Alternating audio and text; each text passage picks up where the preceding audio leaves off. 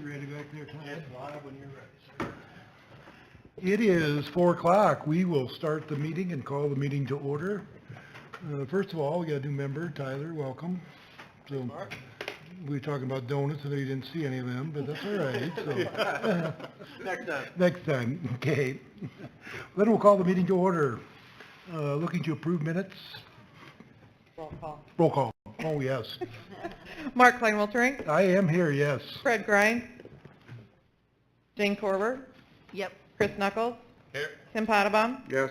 Tyler Skimper, Yep. Dennis Vandenhull, Yes. Verna Wagner, Yes. Kevin Welch. Yes.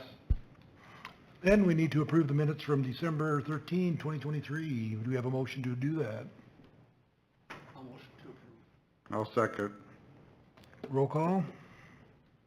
Klein-Wiltering, Yes. Grind, Corber, Yes. Knuckles, Yes. Potabom, Yes. Skimper, Yep. Vandenhull, Yes. Wagner, Yes. Welch. Yes. Article 3, consider rezoning of 1721 South Fifth Avenue to suburban residential. Sam, what do we have? Yes, thank you. Well, I will just briefly address this, and the applicant, Austin Verdorn, or Steve Halgren, our zoning person, can jump in and fill the blanks if there are any. So this is fairly straightforward. You have arterial commercial on the west side, and you have ag on the east side. The use of this particular lot is residential, and they desire to expand the residence, correct? And a rezoning is necessary, and it doesn't make sense to rezone it ag and end up with an instant non-conforming use due to the size of the lot. It's a large lot, but it's not 5 acres. So it makes the most sense to do a different residential designation and suburban residential after talking to the applicant and Steve. That made the most sense to them. So that's what's being requested. There's been no concerns received. Austin, do you have any comments to make here while you're here?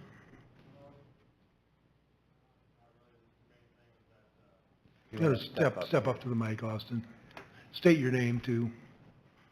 I'm Austin Verdorn. The main thing, I guess, is with the size of the size of the building I want to build. I can't build with the current zone, I guess. So in order to build anything onto the house, it needs to be a different zone. So otherwise, I can't build attached whatsoever. As far as I can tell, I guess. So that's all. That's really all that I'm looking for at the moment. So. Thanks, Austin. Yep. Steve, you got anything to say to that? I do. Do you want me to step up? Yes, please. Okay.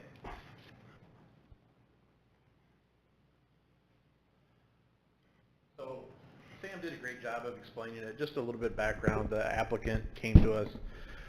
What they're specifically looking to do is they want to add on like a 3-car garage attached to the house. There's going to be a wraparound addition, which would be livable space, which will kind of wrap around the backside of the house. It's a good addition. It's going to improve the value of the property. It's just the way the zoning is right now, it's restrictive to any growth on that lot because it's non-conforming use. So all this rezoning is doing is just trying to bring a property into conformity with what the actual use of the property is. That's what we're looking at. Are all them zoned out to the same, Steve? As Sam alluded, everything on the west side of South Fifth is arterial commercial, which is only limited to 3 acreages on Fifth. And then there's kind of a farm property behind that. And then on the east side of South Fifth, there's, again, 3 or 4 acreages. Those are all zoned ag. So, yeah.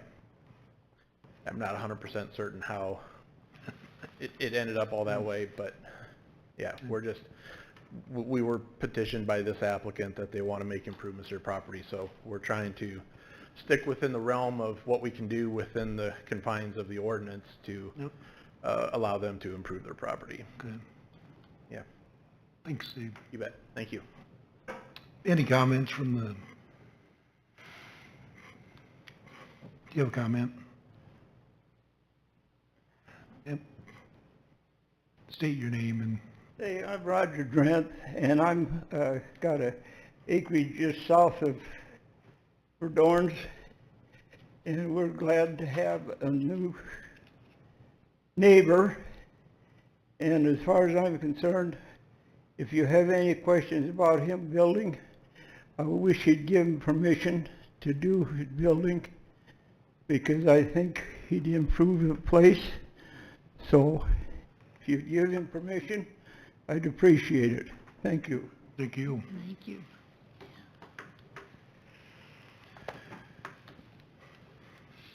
So, there we have it. Do we have any questions, or are we looking for a motion, so? All right, motion to approve it. I'll second. Any further questions or discussion? Roll call? Forver, Yep. Knuckles, Yes. Potabom, Yes. Skimper, Yes. Vandenhoff, Yes. Wagner. Yes. Welch, Yes. Klein Wiltshire. Yes. If I might. Yep, go ahead. So I'm just going to briefly explain the process from here on out. So I have a placeholder already, Austin, on the next city council agenda to set a hearing for the second council meeting in May. It's mid-May. It's the third Wednesday in May, so I forget what date that is, but that's when the hearing would probably be to do the actual rezone and first reading of the ordinance. If there's the same level of comment that there is now, it would probably be just passed and finished up at that meeting. So it's going to take another month, but Steve's already looked at your permit and didn't see any issues. So once the rezoning is finished, then we can rock and roll.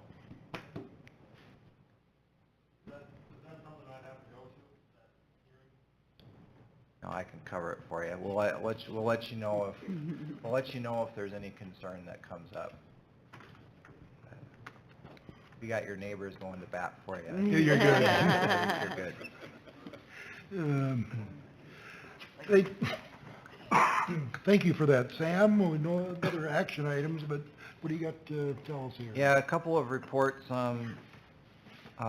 Under city manager's report, I've got a report on, a voluntary annexation is a really long process. An involuntary annexation is a lot longer, but this is a voluntary annexation, and this was for 8.08 acres north of New 60 on the west side of right in Sioux County across from Maintainer. So if you know where those propane tanks are, those are not included in this annexation. Those remain outside of city limits, but this wraps around to the west. And this is a report that was approved by the city council and went to the state treasurer's office. Actually, I sent it to the treasurer yesterday. So unless there's any questions, I'll move on to the next item. Just looking at the map, it makes sense, but is there some other motivation for doing this? The motivation was the applicant, if you remember, I think he said it in a memo, or he said it to the planning commission, that one of the reasons why he wanted to annex was he preferred to be part of the city's zoning jurisdiction and working with the city rather than through the county. And then, yeah, that's really the main, Okay. really the main reason. And then, What do you got for signs and? yeah, so report on sign code updates. And so if you remember, this started here several years ago. We had a brief discussion here at the Planning Commission about needing to update our sign code. Now that we have our our zoning guru on board. That it's a process that we need to start on. The timing is interesting because we're going to have to look at how we handle off-premise billboards. So I mean, our zoning and building permits here are extremely cheap. A sign permit's only $35. There's other jurisdictions where an off-premise sign, which advertises off-premise messages where the business is not on the location, there's other jurisdictions that have their permits a lot more. We charge $35 for both. We have spent many, many hours dealing with two hypothetical, enormous billboards that come nowhere close to meeting the code. One of them has a variance that they're in the process of filing, so that would come to the Board of Adjustment, and they'll need to figure out what the hardship is going to be, because you can't just come forward and say, well, the ordinance doesn't allow me to do this, and that's a hardship. That's not how it works. A hardship is where, well, this easement's in the way, or this lot shape is in such a way, configured in such a way that I can't meet the setbacks. But you can't say, well, I'd like to have a billboard that's 160% bigger than what the ordinance allows, and is that what it is, 160%? 60% larger. 60% larger than what the ordinance allows, and that's somehow a hardship. So that's going to be an interesting discussion for the Board of Adjustment, but the overall process needs to be updated. Some of the things that we've talked about is addressing obsolete and dilapidated signs and bases. There's quite a few of them, and so that's one that could be addressed under the nuisance code, but obsolete signage sections are becoming pretty common in zoning ordinances, and so that's better, in my opinion, a better place for it. There's also requirements where we could discuss whether or not you want to allow off-premise signs at all in Sheldon, or only in certain places. And we could also have a values discussion on whether you want to have a required distance between an on-premise and an off-premise sign. And then what is your required distances from on-premise to or off-premise to off-premise? I saw in out west, this is real common, this was a big issue out west, was having billboards too close together, and so there's some jurisdictions that say you can't be any closer than 1,500 feet for an off-premise sign. And so those are all things to discuss. And then there's digital signs. We've had signs converted to digital, and have things racing across. We've had signs near traffic signals that are red, green, and yellow. So those are so we could really get into the details of something like this where you only have something come up once in a blue moon, but when you're only writing a code once in a blue moon, it's best to come up with those scenarios and address them. So that's all I have for now, unless you have anything. No, I brought up an excellent point, Sam, and I would just say, I would anticipate so the review process will go before you guys as a P Z. The draft will come before city staff, and once city staff is satisfied with the draft, they'll present it to you guys. But Sam brings up a lot of kind of larger philosophical points that the city of Sheldon really needs to work through, decide on kind of what direction and how they want to treat signage going forward in the future. And it's a pretty significant part of the overall zoning code, and because bottom line, the signs aren't going away. People are wanting larger, more expensive, but more animatronics, and they're getting more and more creative with signage too. So, like Sam said, you might think some of these scenarios are like completely out of the box, but we've had proposals just since January come to the city that seem like they're out of the box. So, so these are things that we're all trying to address. I don't have a specific time frame, but I have dug into doing research on the background of it, and I am working on updating of the chapter now. And then, like I said, the next step will be presenting to the city staff. So, you know, relatively within the next near future, I would anticipate that we'll probably be calling a meeting with just P Z. And it may even be like a workshop type of a meeting. You know, you might want to allocate a good hour or so, because it'll be going through a lot of detail. It's probably 15, 20 plus page chapter. Just a heads up. Thanks, Steve. May I just one point on that? And this is kind of jointly, to me, it doesn't make sense to pay a consultant to draft final language before the committee's weighed in on it. There's no sense writing 2 pages on off-site billboards if the committee's going to say, or I don't know that we make that recommendation. I would recommend we start with like a list of kind of summary topics and bullet points, and then we kind of give our recommendations on it, and then we write up, you know, the language. That's why rather than reviewing a 15-page report, I'd much rather review a 1-page summary, and we'd say, yeah, I like this, no, I don't like this, yeah, I like this. It's one more step in the process, but it seems way more efficient. I don't know what everybody else thinks, but. That works? That works for me too. I mean, I'm open to it. If we want to schedule a time where we just have a preliminary meeting, like you said, and we can go through the existing code, say this is how the city's current regulations address billboards, digital signs, and some of these other things. And then if there's direction from this group, I would welcome it. I would welcome direction, because that, you know, I've gotten feedback from city staff already, but feedback from you guys would be great too, because it just makes my job all that much easier. And we don't decide anything, right? We just make a recommendation to the council. Is that right? Right, but I mean, it's your important. influence is pretty important. Yeah, yeah, because without your understood, but- support, the ordinance really doesn't go anywhere, Yeah, right? okay. So, and it kind of started here with planning commissioners.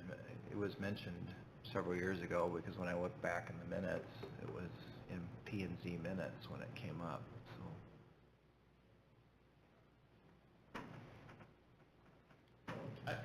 I can certainly get together with Sam and Todd, and we can have a conversation, and we want to schedule a time to have you guys come together. And we can open the door to that conversation and start talking about sign regulations. And what we can do too is we can continue our list that the 3 of us have already started. Yep. Send it out for feedback, and then Correct. lengthen the list. Correct. Or shorten it if some people say it's like one of the items that I mentioned to you was, do we want to get into whether a billboard can be horizontally placed or allow it to look like a lightning rod and go straight up, because now that's happening too. It's been very controversial in some of the places where that's happened. So, And there's a lot of things that, like, you know, people don't even, kind of subconsciously don't even pay attention to. But if you get into the code and actual regulations, a lot of things that some cities struggle with are like all of these flying banners, especially these vertical banners that say open house or now open, or, you know, and they, you know, businesses will go out and stick them right out by the curb of the road and not even think about asking the city. But technically, all of those are, you know, should be subject to a permit review, even a temporary sign permit. They're, you know, how are we going to treat, you know, there's banners, there's pendant signs, there's all kinds of different signs other than just the traditional. So, you know, talking about philosophical, I mean, without getting too deep into the weeds of this meeting, but, you know, things like, do you want to get specific on the number of signs allowed on a building? Or does it not matter how many signs are on a building as long as they don't exceed a certain square footage? So if a business wants one 200 square foot sign, they can expend all their 200 square feet on one sign, or they could have 10, 20 square foot signs. You know, so those are some of the questions back and forth. So. And I do think Sam poses a great question about the spacing of the billboards. And a perfect example I'll give, and it's not a knock on any particular community, but I will call them out, just it's a great example. No offense to anybody that has an association with Milford, but if you're at the lakes and you're driving 71 through the lakes, and you're just coming out of Milford, like you're west of Okogie, that first curve there, now they've since put a hotel there, but before that hotel was there used to be literally, I think it was like 16 or 18 billboards that were stacked about 50 feet apart. I mean, they're stacked in there tight.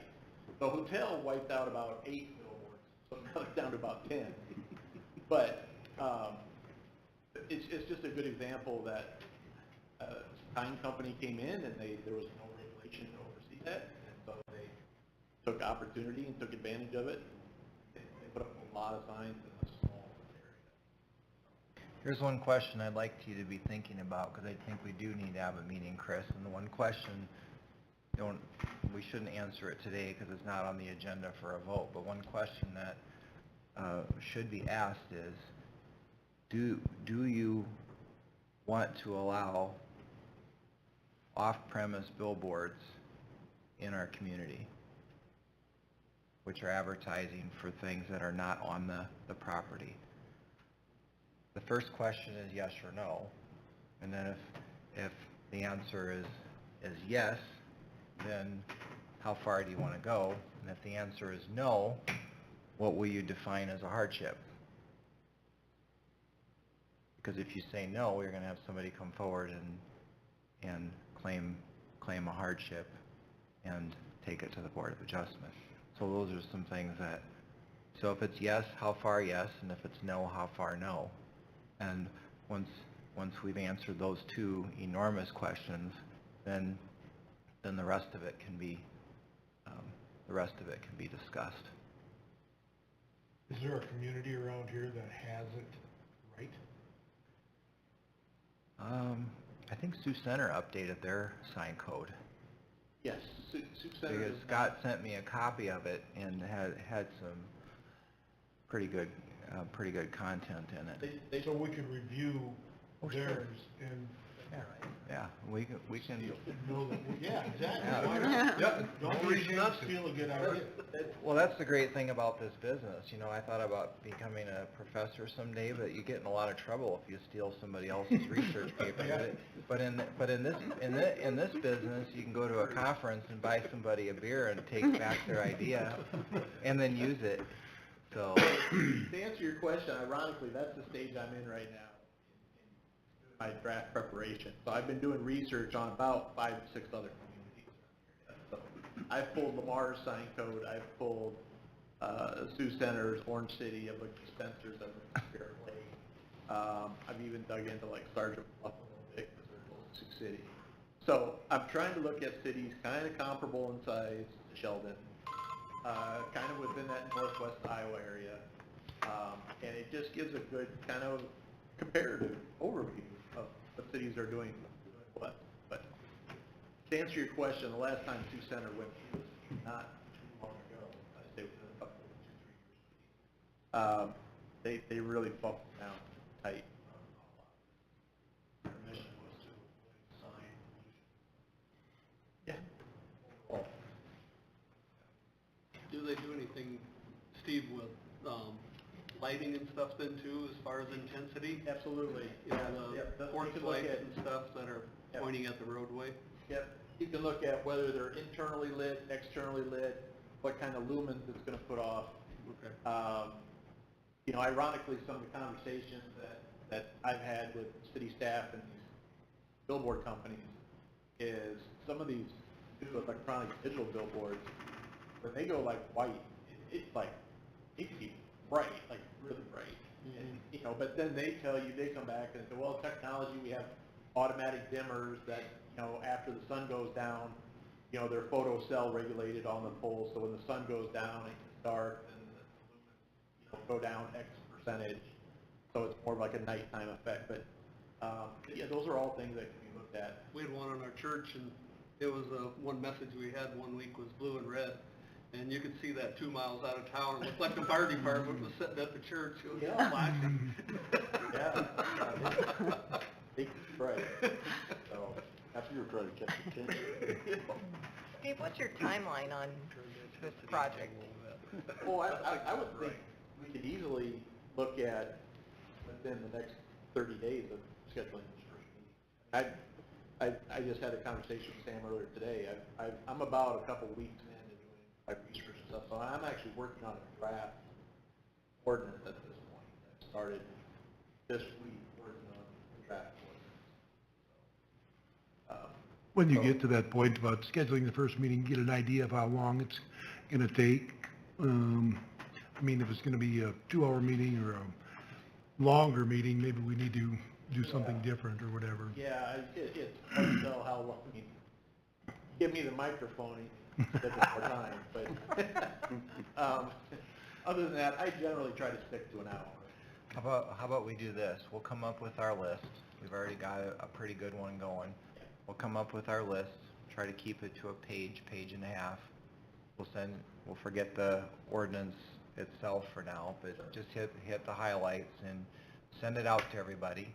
And then see if there's anything obvious that's missing, then we schedule a meeting. And if you have all done your homework ahead of time and read through it, and we'll link some other ordinances, we'll find them and we'll just link them right into Town Cloud so you can see what Sioux Center and some of the others are doing.